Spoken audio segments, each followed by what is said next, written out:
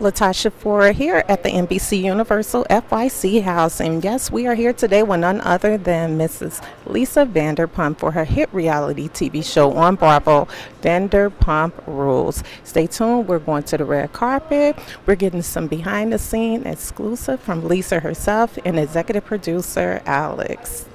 Hi, Lisa. How are you today? Okay, so clearly we're at season 10, embarking soon upon season 11. Lisa, would you have ever imagined in a million years that this is where your reality series would be at this point?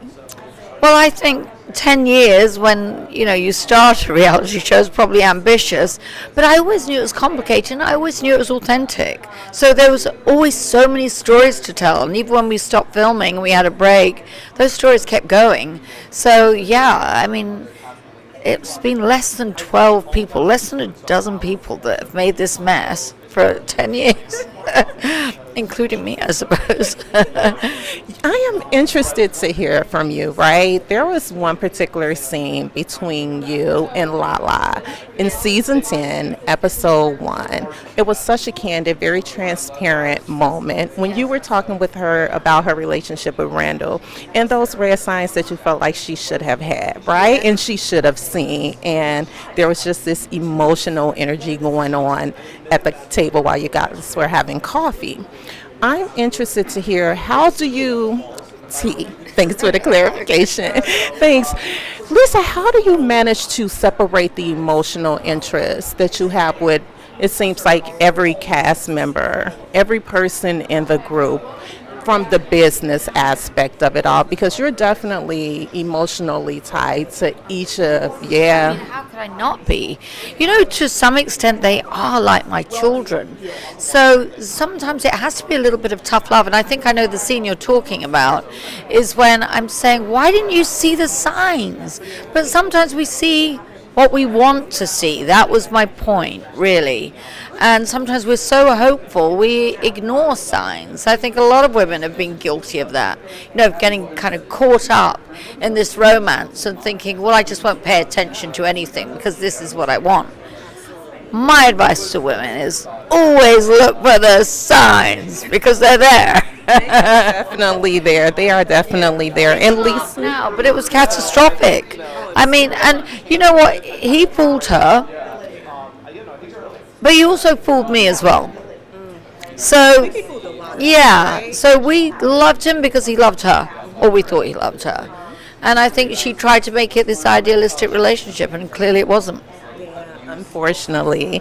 So your television series has received 4 MTV Movie and TV Award nominations. Yes. There's still one award that I want. Don't have it. But we're here for FYC season. You have to tell me, how optimistic are you that your reality series will land not only a nomination, right, but a win, because you certainly deserve one. Oh my God, you've just given me goosebumps. You know what? I don't know why it means so much to me, but it does, because so much goes into this, the whole production. It's not just about the cast, it's about the crew, it's about the production, it's about post, it's about the characters in it. It's just been such an endless journey, and there's been so much commitment over the years, and I don't think we've ever shied away from anything. And I'm talking about love affairs that have broken when they've lost their parents, when there's been, mourning in the show, when we had to deal with post nightclub as we stood there, and it was just, there's been so many emotional, and we've never shied away from it. And I think authenticity is absolutely the key to me for good reality television. It has to be authentic, because I think the audience is smart. They can smell bullshit, and we're just kind of pretty much straight down the line. We tell it how it is. Definitely tell it how it is. Lisa, it was such a pleasure chatting with you today. I have my fingers crossed for that Emmy nomination and win for everything crossed, not just your fingers. That won't do it. Everything. Tie everything in knots. Thank you so much. Thank you. Thank you. You have to tell me, how ecstatic are you to moderate this panel this evening for Vanderpump Rules? Like, what's going through your mind? Listen, I've interviewed presidential candidates, okay? I've interviewed members of Congress. There's nowhere I'd rather be than right here tonight. And why is that? I can't think of a bigger phenomenon this year than this season was and this story. It captured a nation's attention. That's really hard to do in this attention economy. And I mean, I know people who tuned in for the first time in their lives because of this season and these stories and this storytelling. So it's incredible as a fan and also as a journalist. You know, I'm excited to wear all the hats today.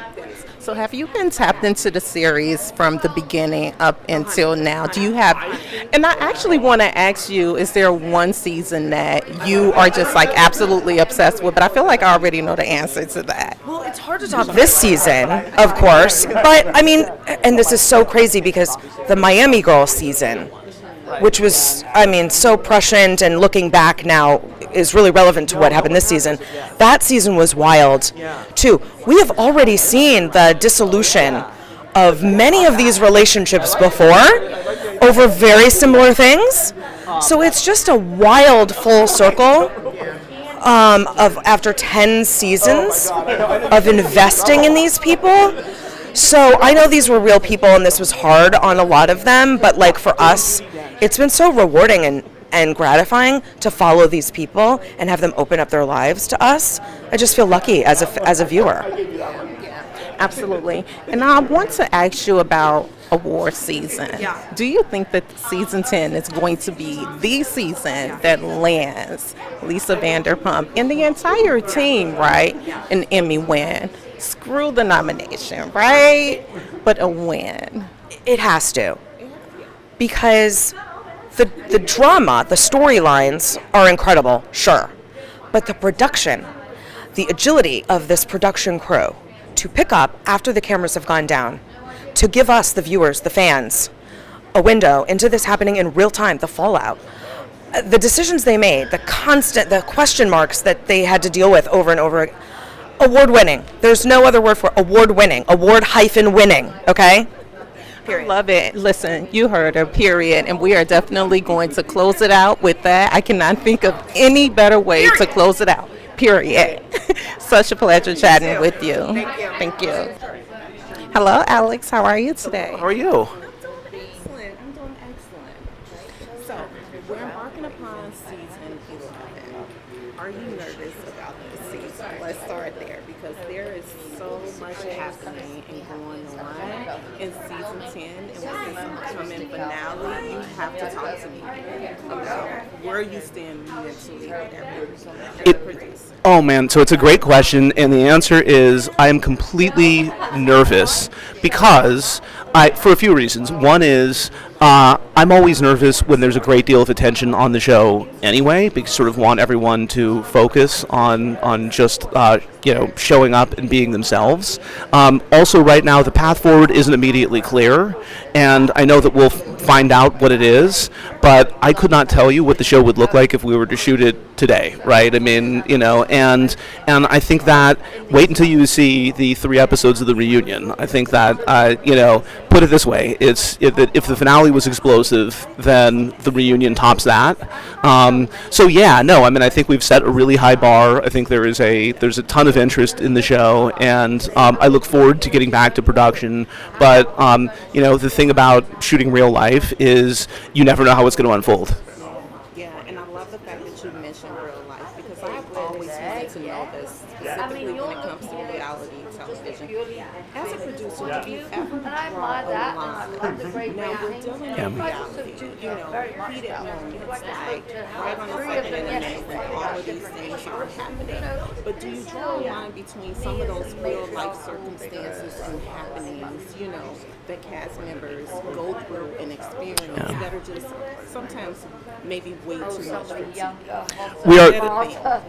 we're constantly asking ourselves what that line is, and so I think it's really critically important because we can't just be pure voyeurs who are taking advantage of people's hardship, and so we're always looking to make sure that we're not crossing that line, and we don't want to exploit the people who are participating in the show. That's important for us, and it can become hard at a time like this, right, where the public interest in it is so extreme. So we have really spirited conversations to make sure that we can hold our heads high with what we're covering and putting on the air. Are you optimistic that in season that we will see the Raquel Sandoval that particular point play out in somewhat of a decent way? Are you optimistic about that as a producer? I would say I'm probably not optimistic, but I'm hopeful. So I think that we'll sort of pick up from the wreckage and kind of see where it is. And I hope everybody is able to move forward, and we're kind of past this moment and on to the next. Okay, before I let you go, so clearly everyone knows that the viewership is through the roof, Yeah. right? Like 4+ million viewers Wild. across the entire world, which is absolutely amazing. I'm curious to hear, how do you think that would translate into this Emmy season that we are currently in?